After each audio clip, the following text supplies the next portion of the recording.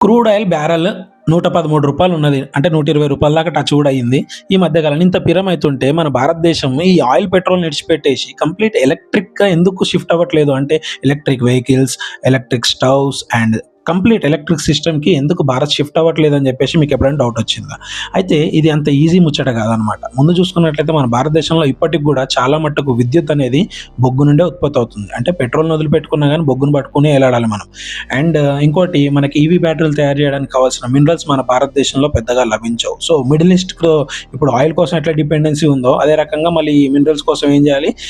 చైనానో లేకపోతే Africa పైనో dependency పెరిగిపోతది. And ఒకవేళ అనుకుందాం మొత్తం ఎలక్ట్రిక్ అయిపోయింది అని అనుకుంటే మనకి ఈవీ బ్యాటరీ ఛార్జింగ్ చేయడానికి ఇప్పటికీ మన పవర్ గ్రిడ్స్ అయితే రెడీగా లేవు. అంటే మ్యాసివ్ డిమాండ్ ఉంటది. అండ్ ఎలక్ట్రిసిటీ కోసం ఈ బ్యాటరీలు ఛార్జ్ చేయడం కోసం మనకు దాదాపు గంటల సమయం పడతది. అదే పెట్రోల్ కొట్టించుకోవాలనుకోండి ఒక 5, 10 నిమిషాల్లో పని అయిపోతది.